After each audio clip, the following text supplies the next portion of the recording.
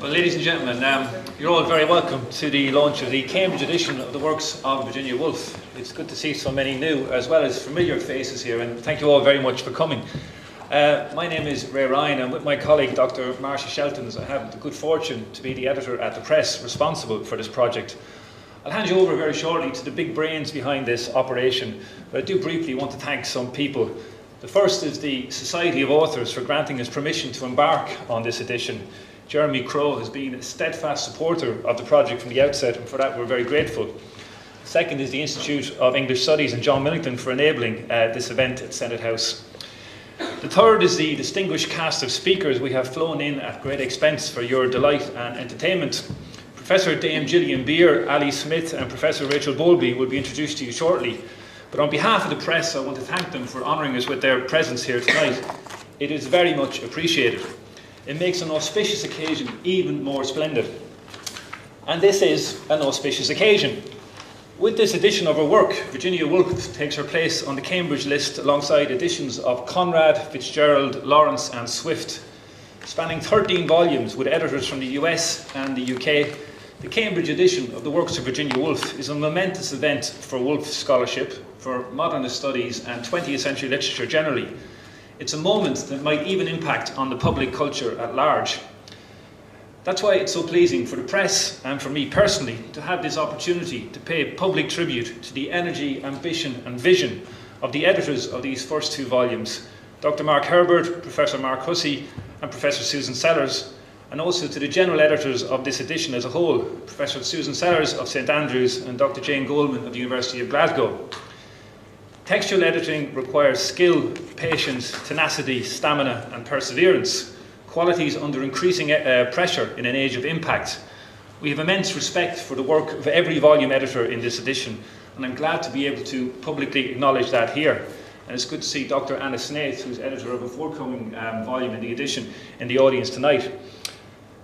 Jane Goldman and Susan Sellers, or Golders as they should probably be known, are now synonymous with Virginia Woolf on the CUP list. My association with them stems over a decade, and I can honestly say that it's one of the most pleasing and enjoyable parts of the job to work with the two of them. From the outset of this edition, they have mobilised and marshalled an international team of editors with their special blend of scholarly wisdom and personal charm. It's an immense pleasure now, as we celebrate the first volumes in this important edition, for me to be able to publicly express our gratitude for their professionalism and commitment to Woolf studies, and celebrate their ongoing relationship with Cambridge University Press. Long may it flourish. It just remains for me to assure you that these two volumes make ideal summer reading, the perfect Christmas gift, And no home or research library should be without them. It's on sale at a special price tonight, so fill your boots. As another university press marketing campaign accelerates into overdrive, I thank you all again for coming tonight. I can't tell you how pleasing it is to look out at such a large audience and realise that I don't have to buy you all a drink afterwards. There will be a reception to follow, but for now I'll hand you over to Professor Susan Sellers.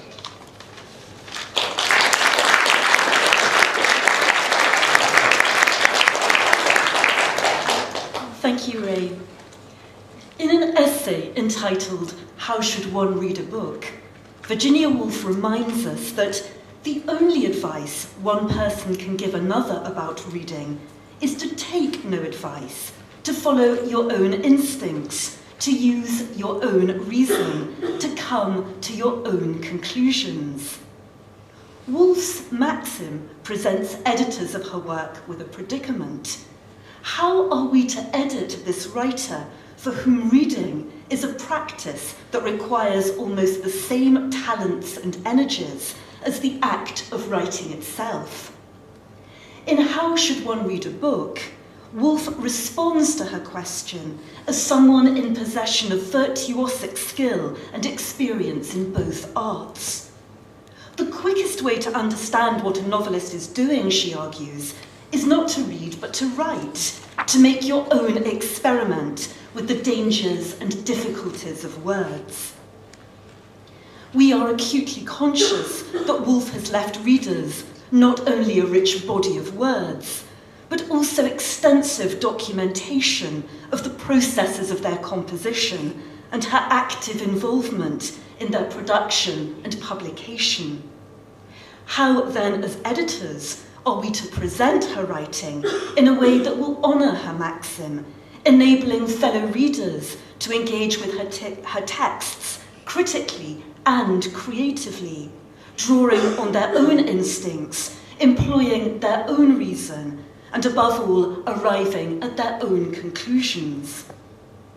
One immediate challenge facing all editors of Woolf's work is the difference between the British and American first editions of her major novels. To comply with US copyright law, these were reprinted in America, and Woolf sent differently corrected proofs back across the Atlantic, with the result that to this day, American and British readers have different versions of her books. Methods for addressing these notorious transatlantic differences have varied in the decades since Woolf's death, with confusing consequences for readerly discussion and exchange. In planning this Cambridge edition of Woolf's writing, our first priority has been to present readers with a thoroughly researched and transparently edited text. We have returned to the text that Woolf herself put into the public domain, the first British edition, asking editors normally to record every point of variance with the first American edition and with all other editions published in Woolf's lifetime, including their proofs. In addition, all extant draft material has been consulted and is systematically listed and referenced in each volume. I say normally because one of the two pilot volumes we are launching here tonight is the posthumously published Between the Acts. In this case, the volume editor, Professor Mark Hussey, has established the text as accurately as possible from all available sources, including Woolf's notes and correspondence on the novel, with, as you will see, some radical changes to the form in which it has hereto been published. It's actually quite shocking if you know Between the Acts to see the new text, and I say that as a sales pitch for Ray. Alongside her career as a professional novelist, short story writer, essayist and reviewer, Woolf also became an influential independent publisher. The Hogarth Press, launched by Leonard and Virginia Woolf in 1917, was not only a vehicle for putting their own work into the public domain, but was also responsible for publishing works by numerous important contemporary writers and thinkers, including John Maynard Keynes, T.S. Eliot, Catherine Mansfield, Gertrude Stein, W.H. Auden, Christopher Isherwood, Louis MacNeice, and the first English translation of Sigmund Freud. Conscious of Woolf's intimate knowledge and experience of the publishing process, we have been zealous in our determination to ensure that all aspects of typography and design are accurately replicated, and that no emendations of spelling, syntax, punctuation, hyphenation, or paragraphing occur silently. The generous scope of the editor's introductions, which greatly exceeds that of any previous edition, has also enabled us to provide detailed information about the composition and publishing process for each text and its critical reception during Woolf's lifetime. Reading a scholarly edition of Horace Walpole's letters, Woolf wished that the publishers had issued in a supplementary pocket a supplementary pair of eyes. That way, she suggested, our usual pair might get on with the task of reading the text, while the additional pair could take in all the other information provided. We share Woolf's concern for the readability of books and have opted to keep her text as clear and uncluttered as possible. But we also share the conclusion she came to, that once one begins to read the additional material supplied by the editor, one's reading experience is enhanced and one becomes not merely a convert, but a suppliant, asking not for less, but for more and more and more. Perhaps the most exciting feature of this Cambridge edition of Woolf's writing is the thoroughness of its annotation, doing justice, we hope, to the remarkable density and breadth of reference in Woolf's work. This, in turn, has made our process emphatically collaborative, since in order to provide the more and more and more, we have drawn on the expertise not only of Woolf's scholars, but on a wide range of experts from many fields, editors of other scholarly editions, specialists in different periods of English and other national literatures, cultural historians, theologians, scientists, philosophers, musicologists, to name but a few. We hope that this collaboration has helped us steer clear from imposing our own, inevitably interpretative readings of Woolf's texts. The other volume we are launching here tonight, alongside Between the Acts, is The Waves.